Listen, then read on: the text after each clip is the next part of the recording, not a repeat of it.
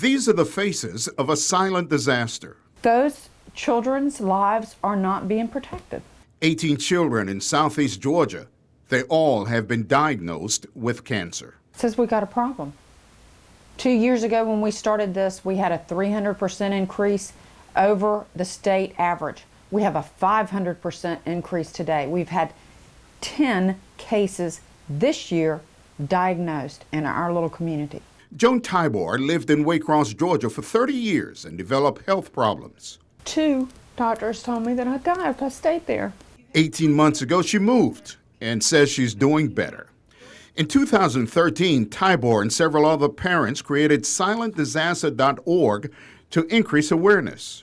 We're having neurological problems. We've got our neonatal figures are off the chart. We're having children born with cancer. She says they've identified pollutants in the air and the water like benzene, cyanide, and PCBs.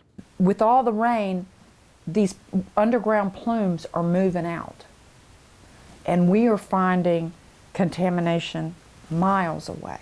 The Georgia Water Coalition's Dirty Dozen list named Waycross, Jessup, and even Brunswick as problem areas. She says this report is a call to action. We can fix it, but we can't fix it if we keep hiding it. And it may take some drastic measures. It's worth taking the drastic measures to save a life. In October, the Georgia Public Health Department agreed to reopen an investigation into the cancer cases in the Waycross community. Tybor says she keeps asking herself, how much longer? How much longer until the problem is addressed? And I don't know the answer. I hope for our children it's not very much longer.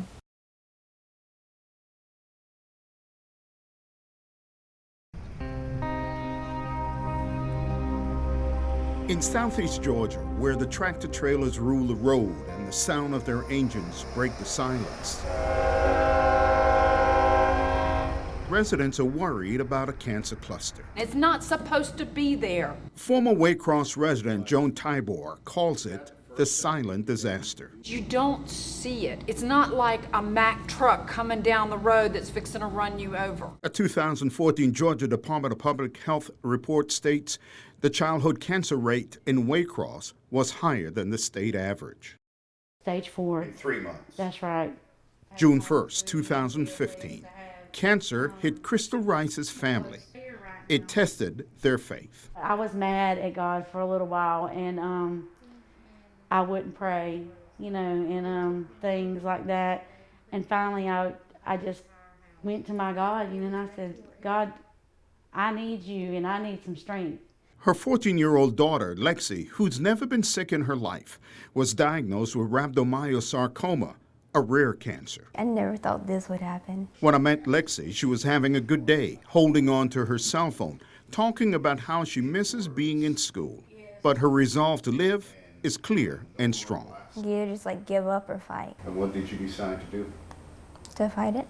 Lexi is facing 40 rounds of chemo. Her doctors gave her a 10% chance of survival. Her mother says they'll take it. If I listen to all those statistics, then I'm limited in what God can do for her. This year, within a 2-month period, in and around Waycross, 3 children were diagnosed with rhabdomyosarcoma, a cancer so rare there are only 350 new cases a year in the United States. A 4th child was diagnosed with Ewing sarcoma. State Representative Jason Spencer says this is clearly a red flag. The question is, what's causing it? We have lots of people who are sick. These parents and grandparents are looking for answers. I met with them at a local recreational center. This is Danielle Strickland. She's passed away. She was a senior. They're tired of children dying from cancer. They're tired of going to the cemetery. How many more has got to be diagnosed before somebody says, okay, there's a problem? They live in Waycross, Ocilla, Waynesville, Atkinson, Brunswick. I don't know how to say this differently, but it sounds like your community is killing you. Exactly. They have either lost a child to cancer or has a child battling cancer.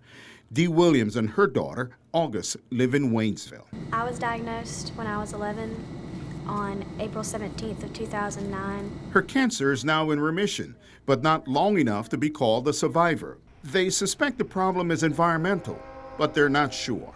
I was diagnosed when I was 10. Marianne Clausen and her son, LJ, live a few miles from the Williams, but he and August were both treated for the same form of leukemia. Claus is convinced it is not coincidental. It felt like someone punched me in the gut.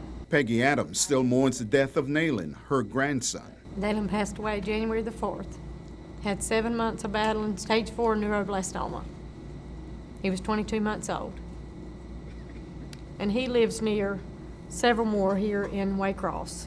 Janie Lane misses her granddaughter, Kylie. They found a tumor which was located on her brainstem. It's called diffuse intrinsic pontine glioma, or DIPG. 8 months later, Kylie passed away. She was 4. Katie Wilkins' 5-year-old daughter, Alexa, was diagnosed with brain cancer. It's a grade 4 very aggressive tumor called supratentorial primitive neuroectodermal tumor. That sounds rare. Very rare. Alexa died this February. One by one, they reveal their pain, their fear, and their concerns. Sally Stevenson lives in Brunswick. Her 19-year-old son's cancer is now in remission. In March of 2017, he will be considered cancer-free. Janet McMahon lives in Osceola. This 2010 cooperative extension test shows the arsenic level in her water well exceeded EPA maximum levels. And they are not warning the public. McMahon wants Georgia Public Health to issue a health alert and to investigate the potential cause of these cancers. This is one of the best kids in the whole wide world. Her son, Ben, died from gastroesophageal junction adenocarcinoma. He was 24. He died of a cancer he's not even supposed to have. You're not supposed to get that cancer unless you're a heavy smoker and a heavy drinker. Until you stop what is causing the cancer, you can't cure it. A clear environmental cause for the many cancers has not been found. And even if pollution is responsible, it is not clear from what source. If there's one person to be held responsible, who would that be? There is. These residents point to potential sources. This is a 7-out site, an abandoned wastewater treatment facility, and now an EPA Superfund site. They believe contaminants may be leaching into the canals and soil and are calling for testing. They point to 60 years of farmers bathing cattle with arsenic and allowing the chemical-laced water to run into the ground. They point to an industrial site near the CSX rail yard. A CSX spokesperson said in an email, in part, "We're working closely with regulators to remediate any impacts from the historic operations at Rice Yard. The company complies with all current environmental regulations and is in compliance with current permits." These residents say given the incidence of pediatric cancer, they don't feel a sense of urgency. They need to put boots on the ground in Ware County and Brantley County and Brunswick and figure out what in the heck is going on. That's what they need to do. Crystal Rice says she lives in fear for her family. I have 2 other children, and every time one of them gets a headache or a stomach ache or a pain in their back, I feel sick on my stomach. You know, I'm thinking, is this it all over again? And like the other parents, she wants to know if where she lives is safe. It's terrifying. It is terrifying. And I don't want to live like that every day. I mean, I want to know.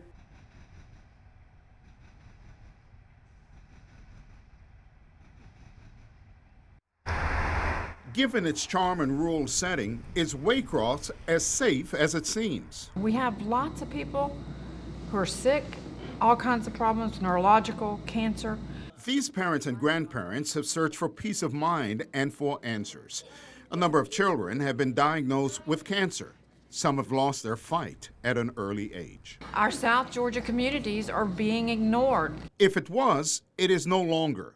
The Centers for Disease Control told Georgia State Representative Jason Spencer it will investigate the cancer cluster in Waycross. How big is this? There is something going on, and a proper investigation is going to happen, and that's good news for the community. Spencer, who works in the medical profession, has been pushing for answers as well. The absence of evidence does not necessarily mean that evidence is absent. This summer, after 4 children were diagnosed with rhabdomyosarcoma, a rare cancer, he wanted to know even more if it is environmental. Let's find the answers if there are answers to be found. The Public Health Department investigated this summer but reached no conclusion. The feeling was that that particular report, when you read it, is a little bit too dismissive and incomplete. But now the CDC will investigate the nearby rail yard and the Atlanta gas light site, but not the EPA's 7-out site. You have the sensibility that finally there's going to be an aggressive look into what's causing the issue. I think that the right political pressure and community pressure from citizens has led to this result. Ken Amaro, First Coast News, NBC 12, ABC 25.